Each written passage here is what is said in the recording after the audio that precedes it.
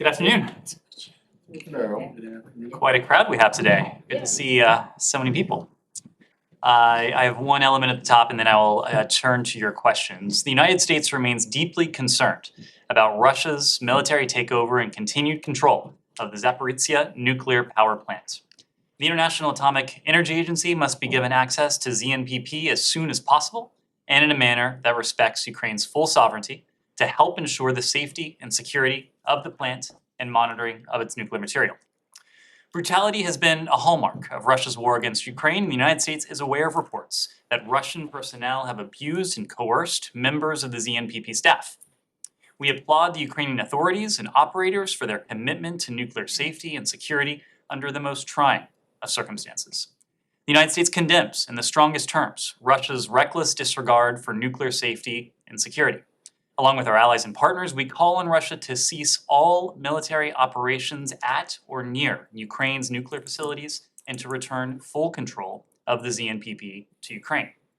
We continue to support the efforts of the International Atomic Energy Agency to fulfill its safeguards mandate and to assist Ukraine with nuclear safety and security measures across its nuclear facilities. With that, Matt. Oh, that was Breezy? briefer Yes. than I wouldn't say breezy, briefer than I thought it would be. Okay, thanks for that. Can we start with Israel? You had seen, no doubt, reports about the raids that were conducted on these NGOs and the closure of the offices, and I'm wondering what, if anything, you guys have to say about it, and what, if anything, you have to say about the review of the material that the Israelis gave to you last year about them being terrorist organizations. Sure. We are concerned. We are concerned about the Israeli security forces' closure of the 6 offices of the Palestinian NGOs in and around Ramallah today. We have reached out to the Israeli government including at senior levels, including here from Washington, as well as from our embassy in Jerusalem, for more information regarding the basis for these closures. And we'll continue to seek additional information and to convey our concern directly and privately to our Israeli partners. Our Israeli partners, in turn, have assured us that more information will be forthcoming regarding the basis for their actions. We, of course, have assured them that we will review that information on a timely basis and very carefully as well. We have, in the course of recent events, but also in recent months and beyond, made clear to our Israeli government partners and to the Palestinian Authority as well, the fact that independent civil society organizations in the West Bank and Israel must be able to continue their important work. Civil society is an integral element to thriving democracies the world over, and of course that applies here. To your specific question about our review of the material that has been provided to us to date from our Israeli partners, what I can say is that we have provided that information to our partners within the US government. There are various departments and agencies who have taken a look at this material.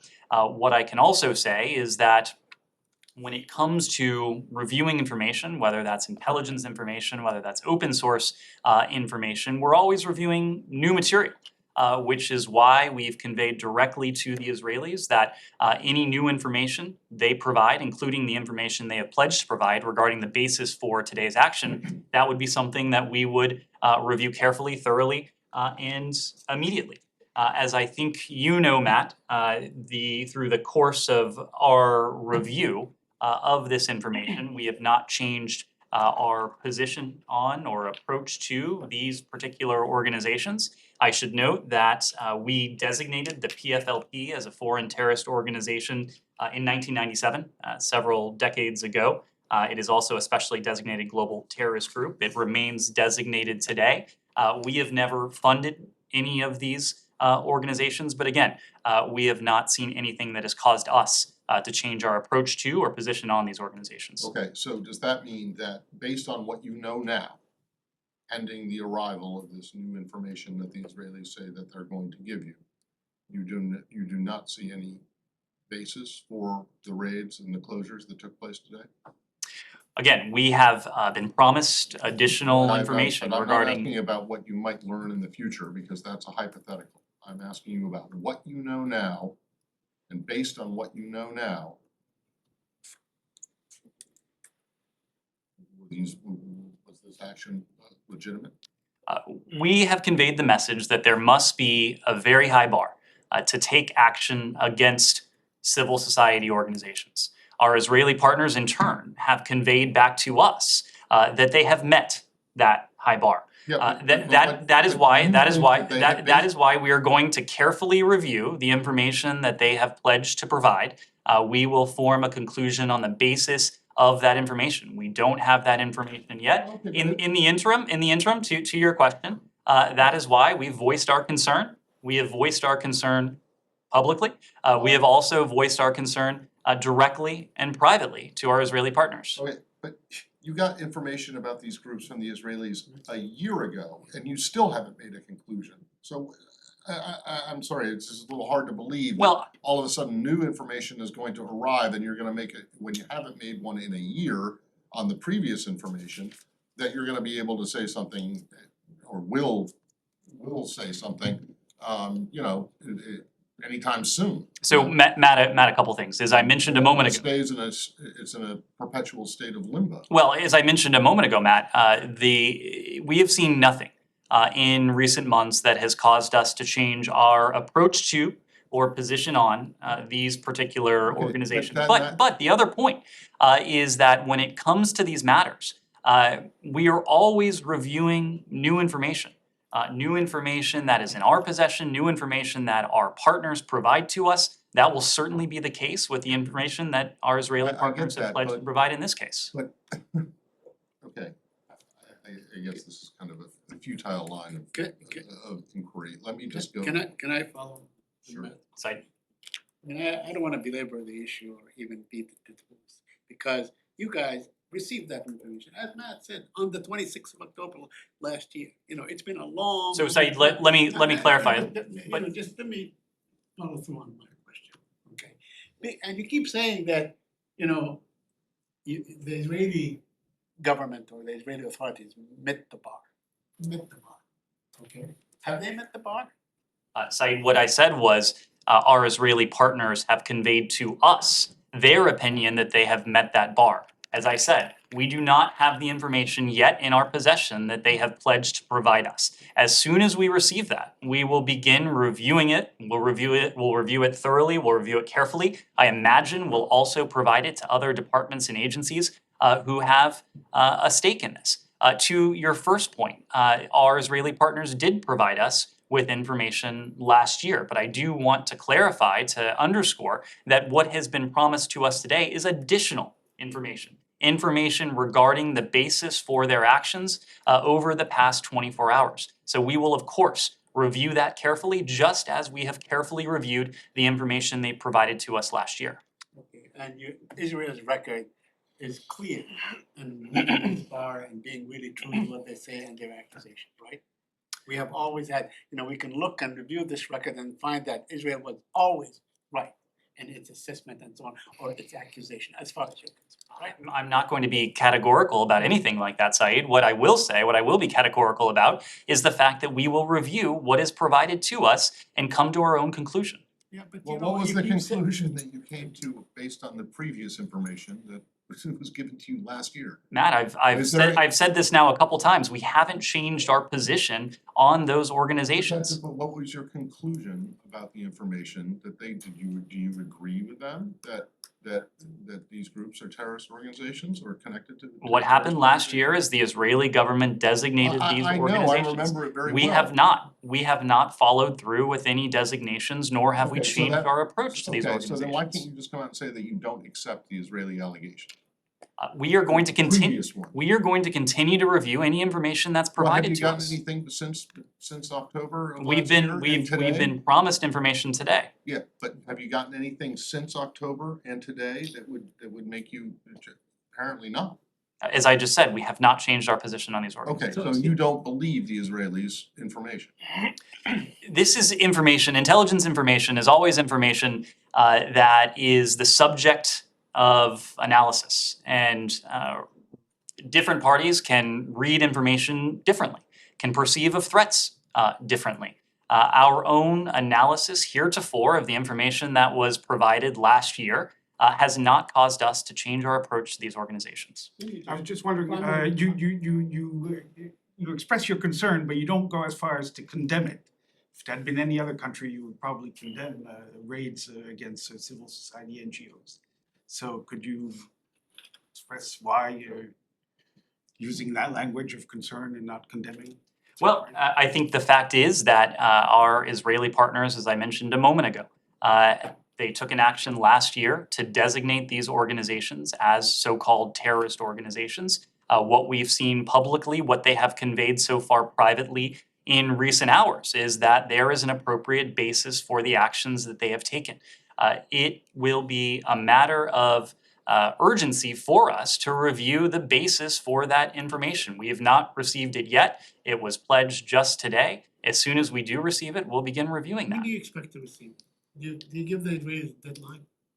When do you expect to receive it and come up with it and conclude what the substance of these? These conversations have taken place just within recent hours, so Just let me follow up, just a little bit. You know, you keep saying that you have designated the PFLP as a terrorist organization a very long time ago.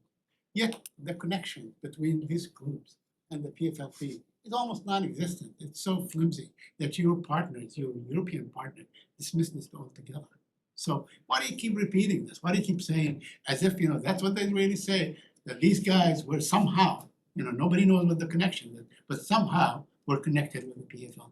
You have no evidence, right? You have no evidence that these organizations have had any kind of connection, you know, whether military or non-military or otherwise with the PFLP. Do you? Saeed, it is a fact when it comes to the PFLP that we designated several decades ago in 1997. I wasn't implying any explicit connection or denying any explicit connection between these 6 organizations and the PFLP. What we are going to do is take a very close look at any additional information that is provided to determine the nature of any links between whether it's the PFLP or any other organization we consider to be an FTO or an FTGT to these 6 organizations that Israel took action against today. You Can I know, just ask you, Israelis- what is your sense? You said you're gonna look at this with a sense of urgency? So another year? Before you even. Matt, I mean, I don't get it, because you've had this information about these groups for a year. You can either reject it, which it sounds like you're doing, but you don't wanna say that you don't believe it. Presumably because it's Israel, a partner, that provided the information in the first place. But if that information was also reviewed with a sense of urgency, your definition of urgency seems to be a bit lacking. We began review of that information as soon as we received it. In the case of that information, what I can tell you is that we immediately provided it to a number of our partners throughout the interagency, other departments and agencies who have an equity in this, who have an interest in this, and who have the wherewithal to help us understand the information that our Israeli partners provided in this case. Now, I don't want to delve into a hypothetical because, again, we haven't received the additional information that's been provided today, but I would imagine that we too will share that information with other departments and agencies. So even as we begin reviewing it on an immediate urgent basis, it is going to take some time for us to understand what I presume will be a complex set of issues, set of facts. Can I just, on a technical point, you just Sure. said the information that's been provided today, so did I'm they sorry, provide you the information that has been pledged that today. they said that they would That is provide? correct. They said today they would provide to you, but they didn't say when they would provide. That is Alright. correct. Relatedly, just I'm sure that you may have, or I'm sure that you've seen these reports. Apparently the senior Israeli officials gave some kind of a background briefing in Israel to Israeli reporters, in which they said that Prime Minister Lapid has sent a letter to President Biden saying that the Iranian response to the EU text is not acceptable in this case. I wanna ask you about, I know that you're not gonna respond to unnamed officials, but the fact of the matter is that yesterday or the day before, you made a point of saying that countries that were not were not wild about the JCPOA the first time around had changed their tune. And this seems to just fly in the face of that, unless I'm just completely misreading the stories that are coming out of this. I don't know if you're misreading stories, but I think you're either misrecollecting what I said or misportraying what I said, because I did not say that every single country has, as a matter of government policy, changed its tune on the Iran deal. That is not what I said, and that would not be true. You said that you said that countries that were not wild about the nuclear deal in 2015, and then you specifically mentioned countries in the GCC, so the Gulf Arab states, and then you mentioned members of the security establishment in Israel That is correct. had changed their tune. That is correct. Well, in fact of the matter is that the government of Israel has not changed. But its Matt, tune. you just changed the subject of your sentence. You went from members of the security establishment to the government Yeah, of but Israel. members of the security establishment in 2015, some members of the Israeli security establishment in 2015 also were okay with the deal. And But the government, the elected government was not. And I have not said anything about the position of the elected government, current or then, to the Iran deal. Their position on the Iran deal is quite clear. It is something that we all know quite well and something of which we are quite frequently reminded. So of course, our Israeli partners have not changed their official position on the Iran deal. The point I was making, and the point that you at least portrayed accurately in one instance here, is that members of the security establishment, individual members of the security establishment, including some who were not at least publicly in favor of the Iran deal in 2014 and 2015, have voiced support for it now. Let me, Follow up? I want to ask on the Iran issue, although I want to go back to the Palestinian issue. I want to, since we're on Iran, you told our colleague, today, that you made it clear for Iran in the past that releasing Americans is a priority. Does that mean that any signing of the deal is contingent upon the release of American foreigners? It means that our approach to the Americans who were detained unjustly, wrongfully by the Iranian regime, our approach has not changed. The priority that we attach to their return as a matter of urgency has not changed. We have conveyed quite clearly to the Iranian regime over the course of 18 months now, the priority we attach to this as a foreign policy goal of this administration. So, but we still, I think we understand. We're saying that is it contingent upon the release? I mean, are they connected or is one issue? Because I know that, when Iran, let's say, asked for something, you said you reject any extraneous demand and so on. Could this be like an extraneous demand that is not really at the crux of the Iran deal itself? These are two separate issues, and we've been very clear Okay. that we have sought to maintain these as two separate issues, precisely because the Iran deal has always been a very uncertain, at times quite dubious proposition.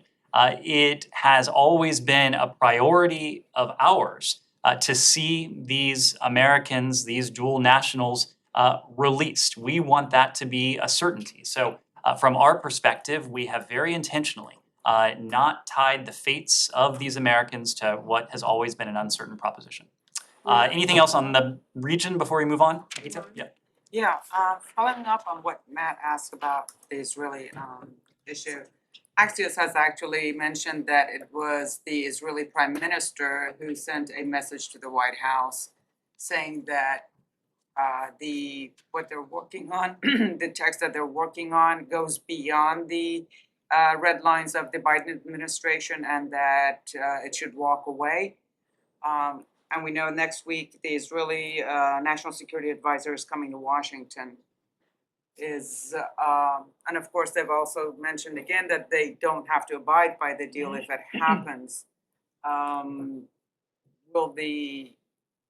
If the deal happens, would that, apparently not, but would the Biden administration be able to convince the Israelis not to take any action because the nuclear program is being controlled by this agreement?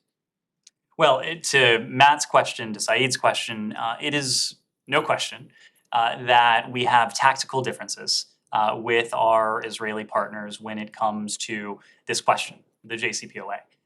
There is also no question that when it comes to the strategic objective, the overarching objective, we see entirely eye to eye. We are aligned. We are aligned in the firm belief that Iran must never be allowed to acquire or possess a nuclear weapon. We happen to believe that diplomacy centered around a potential mutual return to compliance with the JCPOA is the most effective means by which to accomplish that, the most effective means by which to once again see to it that Iran is subject to permanent and verifiable limits on its nuclear program, as well as to the most stringent verification and monitoring regime ever negotiated. If we are able to effect a mutual return to compliance with the Iran deal, Iran will not be in a position to acquire a nuclear weapon.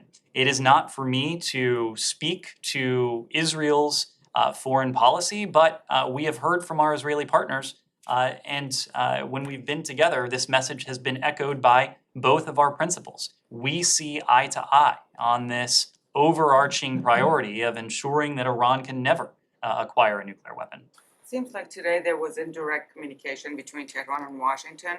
The Iranian foreign minister called the Omani counterpart, and then the Omani foreign minister apparently called Special Envoy Mali.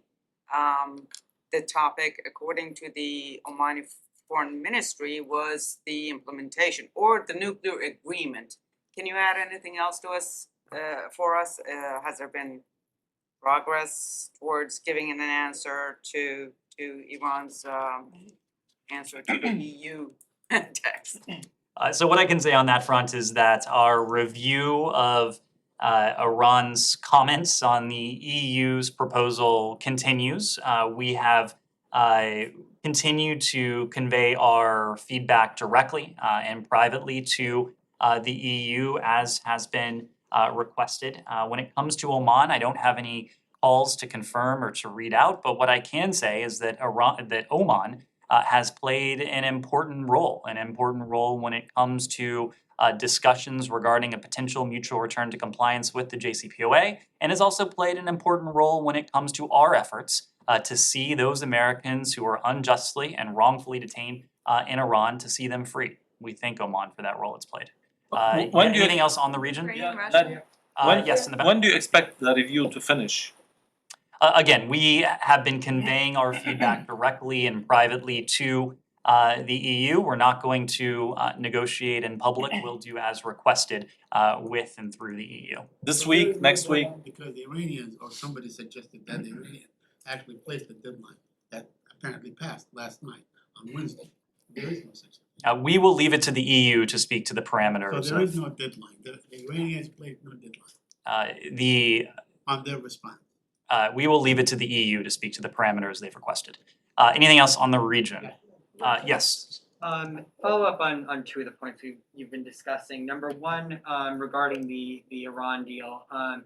In that article that my colleague over here mentioned, there was a report that Prime Minister Lapid had conveyed to Ambassador Nyes that he's concerned that the U.S. is not fully aware of the concessions that were proposed within the EU framework that was proposed. Did the U.S. see a full copy of the framework the EU was proposing before it was sent to the Iranians? And then on the issue of the NGOs in Israel, what is the bar for the U.S. to be able to say, what evidence would it have to see to be able to sort of agree with the Israelis' allegation that these NGOs were front groups for terrorism? So on your first question, this part of that goes back to what has been the case for several months. And the EU proposal that the High Representative put on the table several weeks ago now was substantially based on the draft agreement that had been rather painstakingly negotiated between the parties, of course, with our indirect communication with Iran, but directly through our European allies and others that had been essentially agreed upon since March. And so the EU proposal, as we've said, was substantially based on that March proposal. Of course, when the High Representative tabled what he has put forward as the best and final offer, we studied that proposal very carefully. We have conveyed, as I said just a moment ago, our feedback directly and privately to the EU on that initial draft, and in turn, on the Iranian comments on that proposal. But again, that initial EU proposal was based substantially on the agreements that has been on the table since March, and that Iran has been in a position to accept since March if it had the political will to do so. When it comes to your question on Israel, look, I'm just not going to entertain a hypothetical. There is no question regarding the terrorist threat that Israel faces. We've all been reminded of that tragically and vividly, to include in recent days. Israel cites security concerns. Israel cites terrorist threats. We will be looking to the information that they provide to us as we form our own judgment regarding these organizations and recent actions. Anything else on the region? Syria? Russia. Syria, okay. Right, thank you. I've recently been in northeast Syria, so I just wanted to pick your brains about a few things there. On the 20th of January, ISIS carried out, as you know, its biggest attack since it lost all of its territory when it tried to break out thousands of its members from a prison in northeast Syria. And as you also know, hundreds of people were killed in the battles. On the 22nd of January, you said that ISIS had been planning this attack for a year. If you knew that ISIS had been planning to attack that prison for so long, why were thousands of men, some of them allegedly the most dangerous in the region or the world,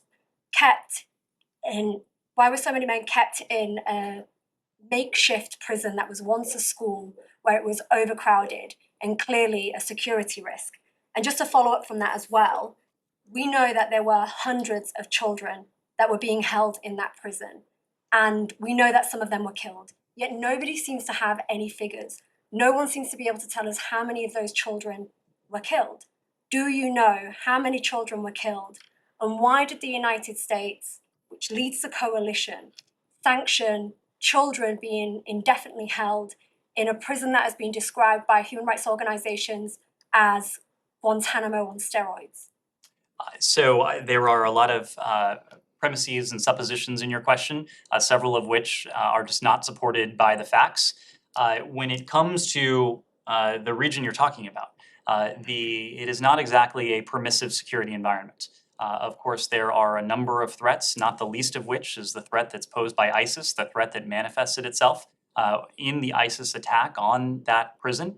Of course, no country has done more than the United States, working with the dozens, some 70 countries who are now part of the global coalition to counter ISIS that the United States started to put together in 2014, and we've continued in the nearly decade since to amass this coalition and to maintain it.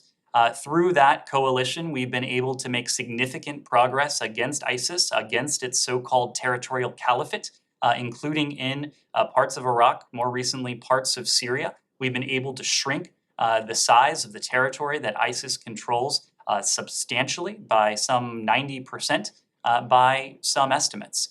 So the idea that the United States or any member of the counter-ISIS coalition has given license to ISIS to conduct any attack or to undertake or take part in any activity, that is just belied by the facts. And Why weren't the prisoners moved? again, this is not exactly a permissive security environment. This is not U.S. soil. American troops are in Syria in small numbers as part of the counter-ISIS mission, again, as part of our collective efforts, but efforts in which the United States is still engaged to maintain that pressure on ISIS. Pressure that has prevented a number of ISIS attacks, pressure that has precluded the group's ability to, at least some extent, to project power, to project attacks beyond the territory it controls. But this is a group that, as this attack illustrates, still continues to pose a threat. But It the is point why is that OIR report after OIR report stated that this prison was a security risk. When I was there in 2020 and in reports previously, the SDF warned over and over again that they couldn't handle it, that security was an issue and that there potentially could be a prison break. There was an attempted prison break in 2021 as well. That was foiled before it happened. And we know that there was an opportunity to move them into a new facility that was funded by the Brits. But it seems as though you didn't have your foot on the gas. So by your own admission, you have said the SDF, which are our partners on the ground, an important partner in the counter-ISIS coalition.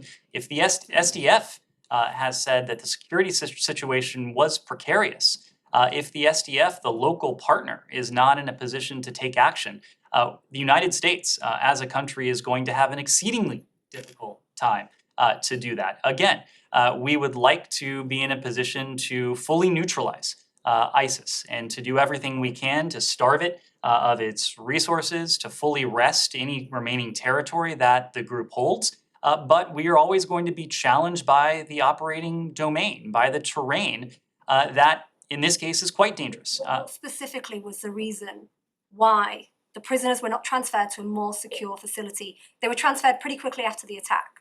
Why was that delayed?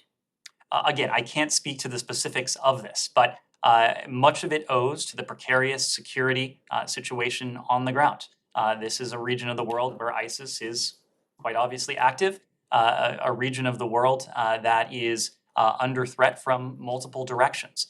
So we may not have full freedom of movement, certainly the ability to do everything that we would like. That's including why we are in many cases dependent on our partners on the ground, including the SDF. So on the children, what about the children? Do you know how many were killed in that attack? Again, I don't have these details at my fingertips. But why do you not have that information? I mean, it's a pretty big deal, isn't it, to have hundreds of children who were kept in a detention facility in one of the most dangerous prisons in the world. You're asking me a very specific question about something that happened 8 months ago. I'm sorry I don't have that specific detail at my fingertips, but if we can provide it, we will. Yes. On the same issue, there was apparently an incursion by Turkish forces into northern Syria. They killed 17, I guess 3 Syrian soldiers and maybe 12 or 14 SDF members. Do you have any comment on that? Is that the beginning of the talk about entry into Syria and occupation? I'm not aware that we've seen any indication that this is the prelude to a broader offensive, but what I can say is that we remain deeply concerned about the destabilizing impact military activity has had on the region, including our efforts to ensure the enduring defeat of ISIS. We urge all parties to de-escalate, maintain and respect ceasefire zones, and to work towards a political solution to the conflict. Anything, okay. Russia, sure. Yeah, Russia, China, and North Korea. The Chinese Ministry of Defense announced that the People's Liberation Army of China is participating in the Eastern Army exercise in Russia. Then also there are reported that North Korea and China will conduct joint military exercise, tactical exercises. These 3 countries are ignoring U.S. diplomatic efforts and having strong military ties. In this regard, what kind of readiness do the U.S. and ROK, Japan, our allies have? What kind of readiness? Yes. So on your first question, if you're referring to the exercises that are taking place in Russia, this is something that we discussed yesterday. These are exercises that involve a number of countries, not only the countries that you mentioned, but a number of countries, including some partners with whom we regularly conduct our own exercises.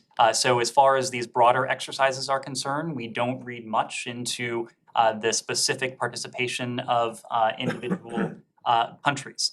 What I can say more broadly, however, is that there are a number of challenges to the security environment in the Indo-Pacific, including in North Asia. There is perhaps no greater challenge to peace and security in that region, than that posed by the DPRK. And in the face of the DPRK's provocations, including its multiple ballistic missile launches, including its ICBM tests and launches in recent months, we have taken action with our treaty allies, Japan and the ROK, to ensure readiness, to ensure appropriate deterrence against the threat that we collectively face from the DPRK. Now, again, our preferred approach is one of dialogue and diplomacy. We seek to take part in dialogue, direct dialogue with the DPRK as a means by which to advance our shared objective of the complete denuclearization of the Korean Peninsula. But in the absence of the DPRK's willingness to do so, and in the presence of the DPRK's continued provocations, including those provocations that create a much more unstable environment, we'll continue to coordinate closely with Japan, with the ROK, and to take appropriate steps when it comes to their security and our collective deterrence. Do you think the US and ROK joint military exercise is necessary for extended deterrence? So these exercises, and I will leave it largely to the DoD to speak to these exercises, but these exercises are purely defensive in nature. These exercises, as are all of our military exercises with the ROK and our allies and partners around the world, are intended to see to it that together we're able to defend our collective interests, our shared interests, including from any potential threats or provocations from the DPRK. But these are purely defensive in nature. Thanks. Can I, On Western Russia, Balkans, sorry, Western Balkans. okay, is let's stay on important. Russia and then we'll, Russia, Ukraine. So there's a report that the Ukrainians believe that Russia is laying groundwork for a false flag operation on the Zaporizhzhia nuclear plant tomorrow. Does the US have any reason to believe that they are making plans for that? I'm not in the position to speak to what Russia may or may not be planning, but these types of statements, including some of what we've heard from Russian officials, are cause for concern.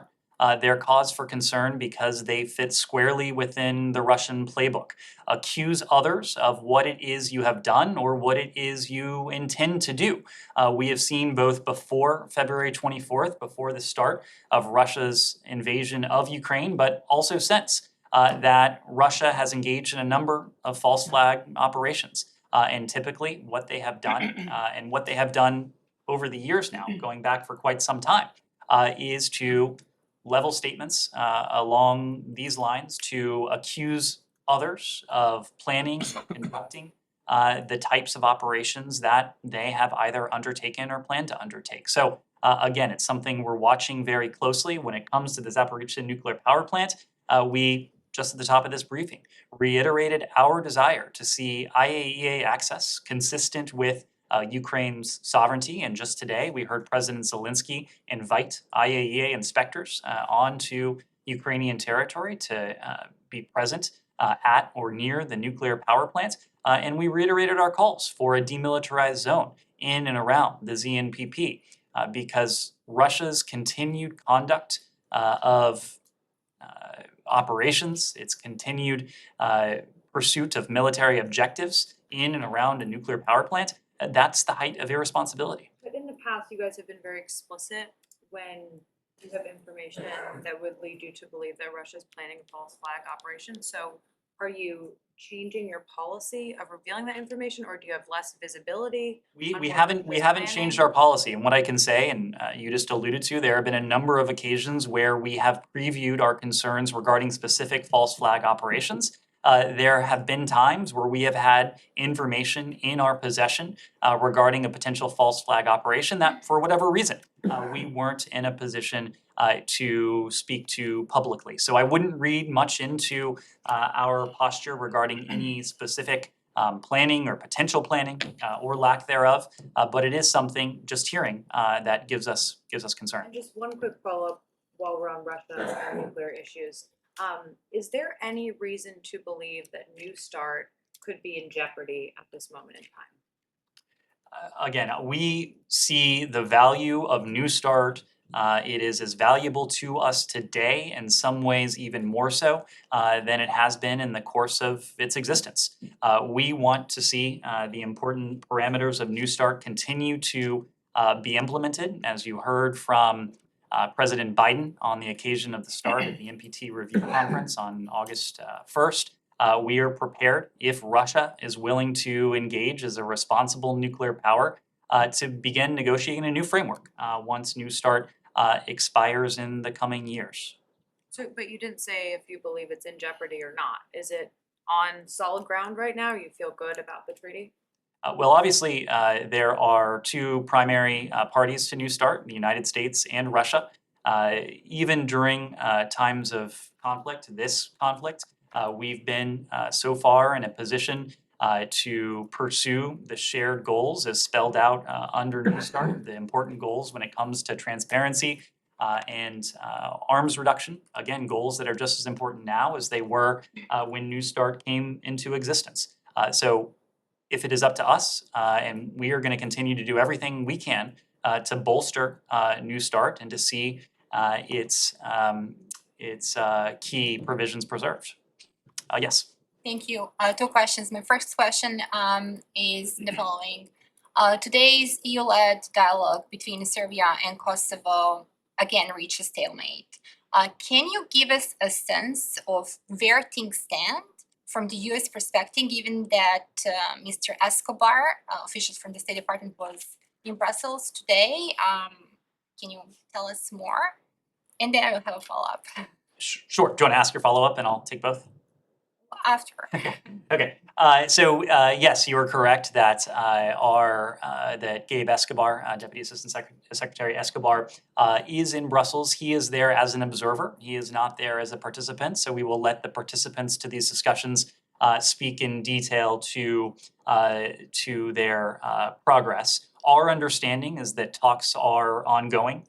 We, in partnership with the EU, are watching very carefully. We encourage both sides to use the dialogue effectively, and we urge the parties to remain at the negotiating table. As I said yesterday or the day before, we fully support this dialogue. We believe that it's important that both parties use these talks effectively to advance their discussion on normalized relations centered on the premise of mutual recognition.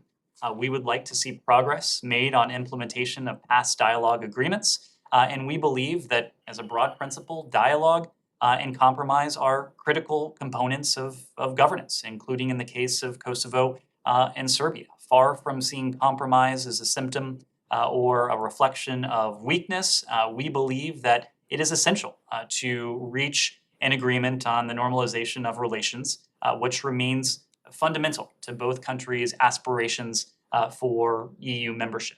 We're hopeful that the leaders of Serbia and Kosovo understand the importance of moving forward, not backward, through this very EU-facilitated dialogue. So my follow-up question, I was told that the American ambassador to the EU that he gave a message from someone from the White House to the EU during the talks today. So can you confirm that? And if this is true, is this all the White House is doing, just sending letters through the EU?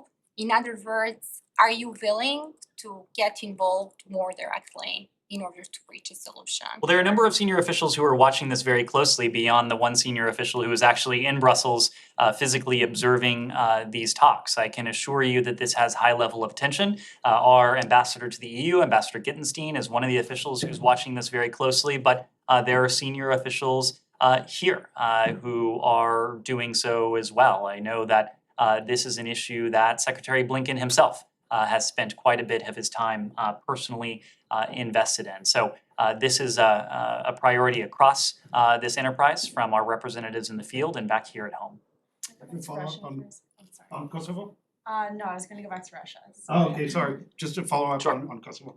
Would the US be in a position or willing to pressure Pristina to delay the implementation of the measures on September 1st?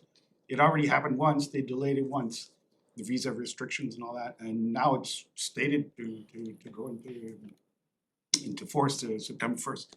Would the United States be in a position to suggest to Pristina to maybe delay that again for a second time? Well, again, we believe that there needs to be a timely basis for these discussions. It's why we're pleased that these discussions started yesterday, are ongoing right now, because there are upcoming milestones that may have a bearing on the ability of these countries to carry this forward.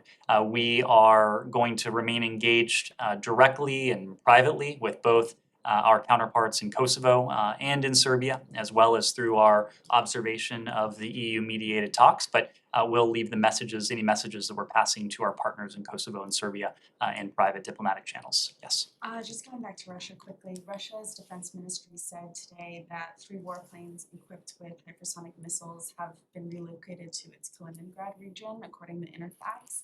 And Finland has also said today that 2 Russian fighter jets are suspected of violating Finnish airspace. How concerned is the State Department about these moves, and do you have any information about the potential violation of Finnish airspace? I would leave it to our Finnish partners, soon to be Finnish allies, to speak to any violations of their airspace. I think it is fair to say that we have seen Russia act aggressively and irresponsibly across a number of domains that go well beyond what they are doing to the territorial integrity and sovereignty of Ukraine. I've seen the announcements from the Russian Federation regarding the repositioning of their assets. They have, of course, portray this as a matter of prudent defense and deterrence. That, of course, is nonsense. Russia does not face a threat from NATO. Russia does not face a threat from Finland. Russia does not face a threat from any other country. It is Russia's aggression against Ukraine that is the cause of the brutal suffering in Ukraine, of the death, destruction we've seen in Ukraine. It is also the cause of the concern we have more broadly and the measures that we have taken to enhance for reasons that are very obvious the world over, our defense and deterrence. The defense and deterrence of our partners in Europe, but also collectively of NATO. Well before Russia's invasion of Ukraine, we pledged that we would do a few things if Russia went forward with its aggression. We pledged that we would provide unprecedented amounts of security assistance to our Ukrainian partners. We've of course done that, some $10 billion to our Ukrainian partners in self-defense assets since the onset of Russia's aggression on February 24th. We have imposed unprecedented costs on Russia in the form of sanctions, export controls, other measures to exact a price on those responsible for this war and to starve Russia's war-making and war-fighting machine of the inputs that it needs. But we also said that we would enhance our own defense and deterrence and that we would take steps together with our NATO partners, but also under our own national auspices and authorities to do just that. Unless someone has something else on Russia, can I ask you about the Solomon Islands quickly? Sure. Anything else on Russia? Nope. Okay. The Solomon Islands are moving ahead with a plan to build Huawei mobile towers with a $100 million loan from Beijing. This comes just after Wendy Sherman was in the Solomon Islands. What's your reaction to this, and was this part of Sherman's conversations when she was there? It's always part of our conversations, the shared threats and challenges we have, including the threats and challenges that may be posed by technology, including telecom issues. These are regularly on the agenda. I'm not in a position to speak to her specific agenda, but these are conversations that we regularly have. It's important with our partners the world over that we have confidence in the security and the integrity of networks. And of course, Huawei has a track record as a vendor that is not in a position to provide the appropriate assurances that either the United States or our partners should require when it comes to network security. Yes, sir. Thank you, Ned. I would like to ask visa appointment waiting times in Turkey. When we check the capital of Turkey, Ankara US Embassy, it say emergency appointments only. And when we check consul in Istanbul, applicants need to wait more than a year. Is there any specific reason for that? Why Turkish people have to wait too long? Unfortunately, this is a challenge that we faced around the world, and it's a challenge that owes primarily to COVID and some of the COVID restrictions that have been in place and some of the lingering effects in places where those restrictions have only recently been lifted. I can assure you this has nothing explicitly to do with Turkey. It's a problem that it's a challenge that we are addressing in Turkey equally as we are around the world, understanding that these COVID restrictions and some of the limitations on our workforce have led to extended wait lines for various visa classes, and it's something we're addressing with urgency. I know there are countries around the world where we've been able to shrink that wait time significantly, in some cases in half or more, but we will not stop working on this challenge until we are back to the baseline before COVID. But actually, when I check, Istanbul, the visitors visa 368 day, and students visa more than 300, almost 400, and non-immigrant almost 150. And when I check the countries around the Turkey, 5 days, only 5 days in Bosnia Herzegovina. For visitors visa, Greece 7 days, and for Azerbaijan visitors visa 60 days. When I look around to Turkey, I can see they can get a visa easily. But in Turkey, are you short staff or do you have something more than COVID? Because when I check the, as you say, around the world we have problem, but especially Turkey more problem than the other countries. When I told the number, what is your comment about it? There are a number of factors that will go into visa wait times in any country around the world. Size of the population, of course, Turkey is a larger population than all of those or nearly all of the countries that you've mentioned. The size of our embassy community, specifically the size of our consular section, whether there are consulates in a given country. So I can assure you this is not a challenge that is confined to Turkey. We are doing everything we can, both in Turkey, in surrounding countries, and around the world to bring down these wait times, knowing that there are students, there are non-immigrant visa holders, there are diplomats and others. There are businessmen also, they cannot do and businessmen and investments. women, absolutely. US lose money, even the school is gonna start. The COVID, they have the pandemic, the college, they need some money, they need some students, unfortunately. And I got many phone calls about it, even they cannot. I'm sure we do too. But when it comes to students, we of course put a priority on students before the beginning of the school year. We oftentimes do surge resources, knowing that students need to be in country. The fact that so many thousands upon thousands of students come to this country every year, it is one of our greatest advantages. The fact that students come from around the world, enrich our educational communities, enrich our country. We want to see that continue. We want to see that continue at levels that are as high as can possibly be achieved. Thank you. Yes. Okay. Yesterday, Assistant Secretary Crittenbrink said the U.S. has conveyed to China in every conversation that it does not seek or will not provoke the crisis. But right after Speaker Pelosi's visit, we've seen a group of lawmakers just visiting Taiwan, and yesterday USTR just announced a new initiative on trade and investment. How can you convince China that the United States is not taking provocative actions?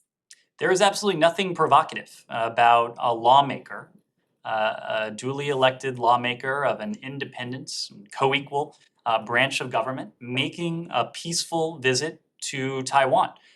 Whether that is the Speaker of the House, whether that is a member of the House or member of the Senate. There is nothing provocative or unprecedented about that whatsoever. Even in the past year alone, there have been a dozen or so congressional delegations that have visited Taiwan. The same is true of recent years. The same is true of the past 40 or so years. We have been publicly and privately very clear. Our policy towards Taiwan has remained consistent for decades and across administrations. We remain committed to our One China policy. It's guided, as it always has been, by the Taiwan Relations Act, by the 3 joint communiques, by the 6 assurances. We oppose any unilateral changes to the status quo from either side. So you've heard from us before. We don't support Taiwan independence. We expect cross-strait differences to be resolved by peaceful means. We've conveyed this message very clearly, privately to our PRC interlocutors. We regularly take the opportunity to convey it publicly because we believe it is so important. Now, the same, unfortunately, could not be true of the PRC. The aggressive maneuvers and military operations that we saw in the aftermath of the Speaker's visit was nothing more than a pretext for the PRC to continue taking aim at the cross-strait status quo that has been at the crux of peace and security and stability across the Taiwan Strait for some 40 years. And we have seen the PRC in recent years grow increasingly aggressive in an effort to rewrite the rules, to rewrite the status quo, and to challenge what has been one of the central elements undergirding stability in the region. This is a very sensitive time of period. Are you saying those visits by Speaker or by other lawmakers are they helpful to calm the situation down?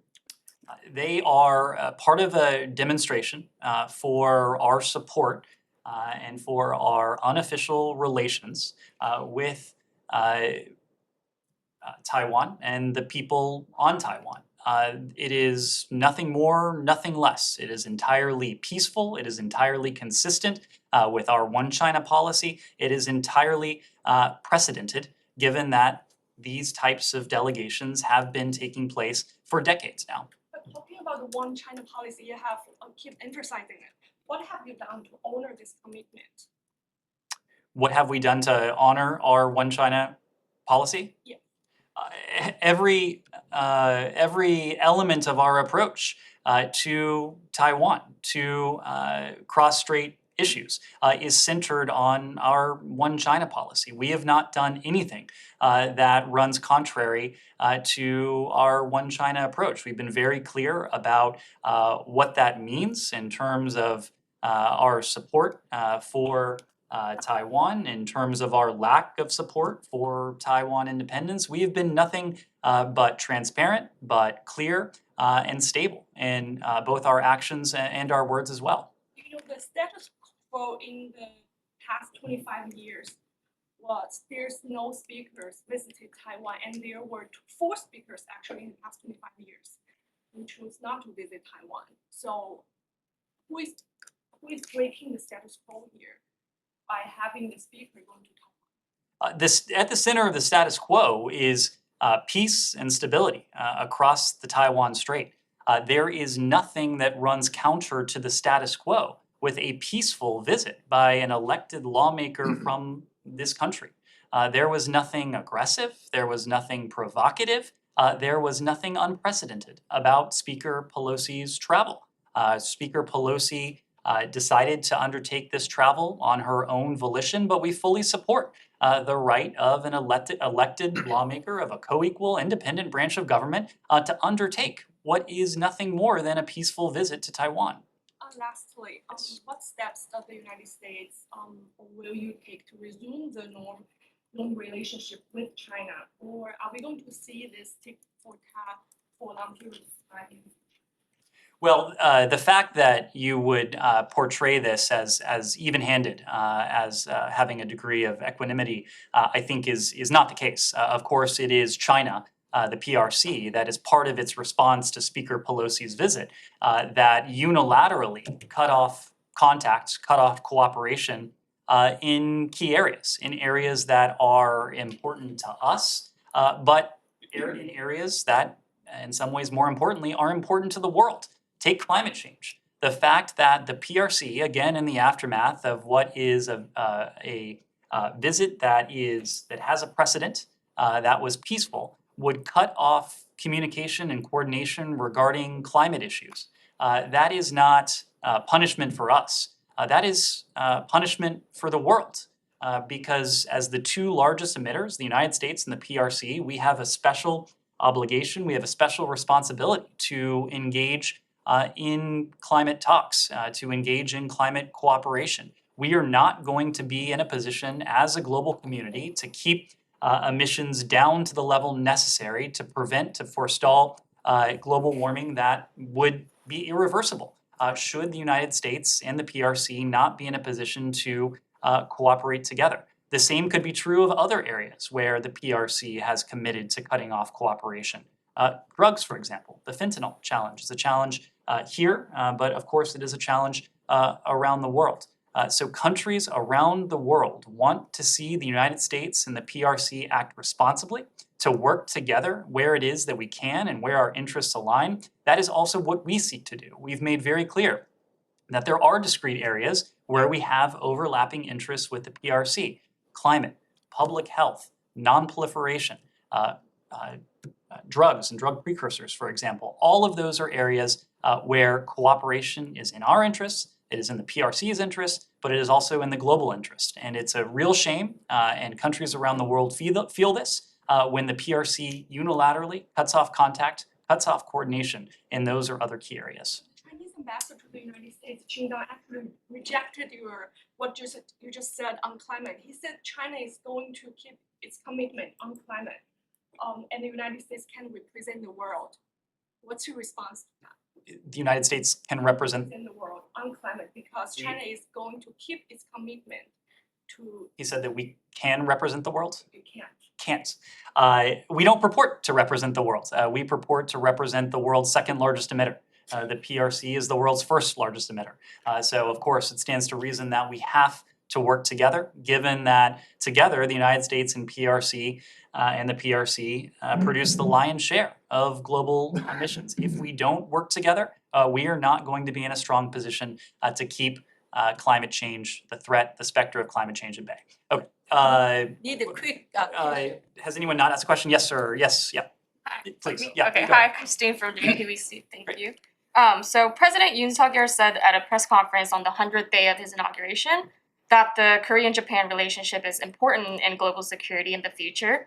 And I quote, "In the process of solving the issue of forced labor, we're looking for compensation without the issue of sovereignty conflict that Japan is concerned about." What is US's response to that? There are, well, one, let me start with the importance of the trilateral relationship. There are a number of challenges, including first and foremost, the threat posed by the DPRK's ballistic missile and nuclear weapons program that neither of our countries could effectively confront alone.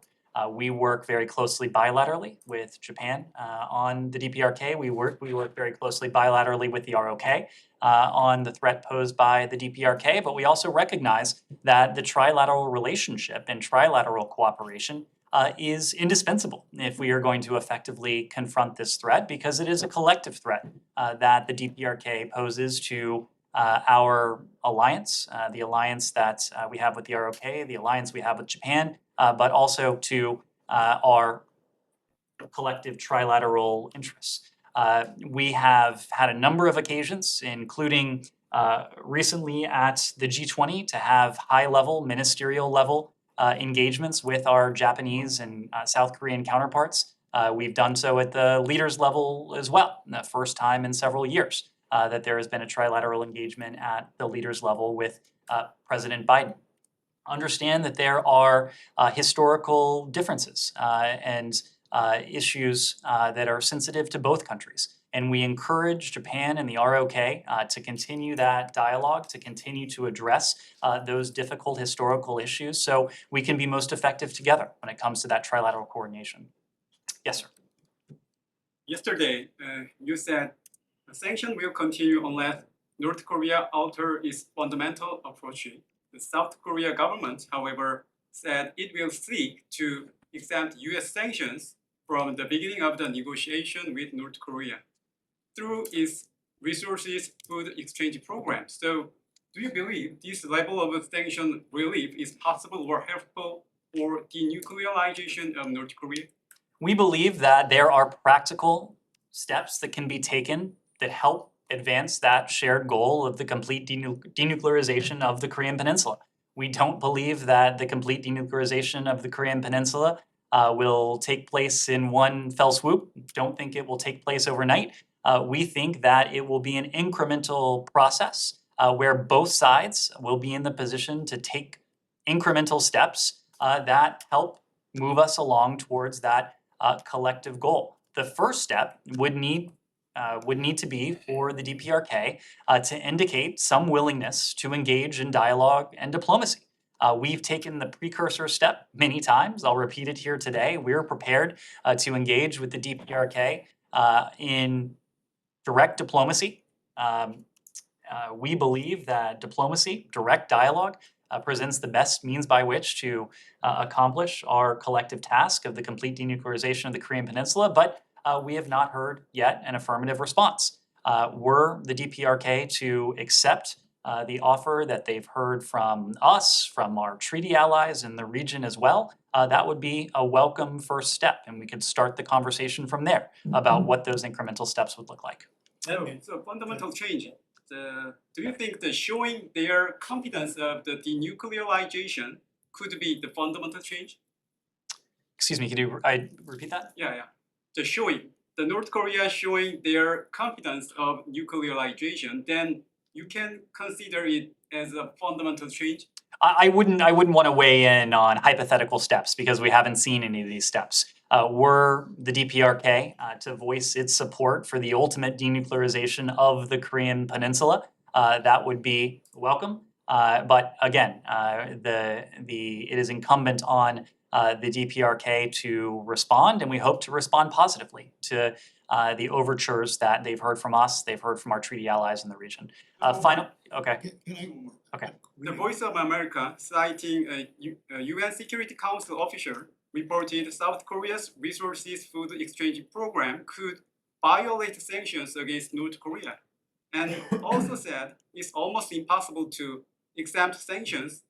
Does the US government have the similar view? That the ROK's program towards what? To violate sanctions? South Korea seek to the resources and food exchange program, and it could be violate the sanctions. So do you believe that, or? So I can't be categorical about this. I haven't seen precisely what the UN official was referring to, but broadly speaking, our sanctions regime and international sanctions regimes do exempt humanitarian assistance, including food. Yes. We'll go here and we'll conclude. Any updates on the talks with Israel and Lebanon on the maritime dispute? Nothing that we're prepared to announce today. I can tell you that, and as you know, Amos Hochstein was recently in the region. He's continued upon returning from his travels to engage with the parties to build upon some of the progress that has recently been made to see a satisfactory resolution to this issue. Said. Very quick question. Today marks the 100th day since Shireen Abu Akleh was killed by the Israeli. And Secretary Blinken met with the family, I think on the 27th last month, and he talked about and he reasserted that there will be a thorough investigation and so on. Can you update us if anything has happened in the last 3 weeks? There have been a number of conversations at various levels. Some have taken place here in Washington, some have taken place in Jerusalem, where that core message has been reiterated. We believe in the importance of accountability in this case. Ultimately, it is our goal to see to it that measures are put in place to prevent something this tragic, something this horrible from happening again. That was the message that Secretary Blinken conveyed to the family of Shireen Abu Akleh. It was the message that Secretary Blinken himself has conveyed to his interlocutors. It's the message that Wendy Sherman, in her most recent discussion with Minister Bar-Lev, also conveyed directly as well. Need a quick final question. Is there any US analysis regarding North Korea's cruise missile launch yesterday? Again, I don't have a specific reaction to that, but the broader point is that the DPRK has taken part in a slew of provocations, really at an unprecedented pace in recent months, provocations that have included ballistic missile launches, including intercontinental ballistic missile launches. These are cause for concern. They're a threat to international peace and security, and we'll take an appropriate response to see to it that we have appropriate defense and deterrence together with our allies in the region. So US didn't make an assessment. There's just no assessment that I'm prepared to share. Thank you. Thank you.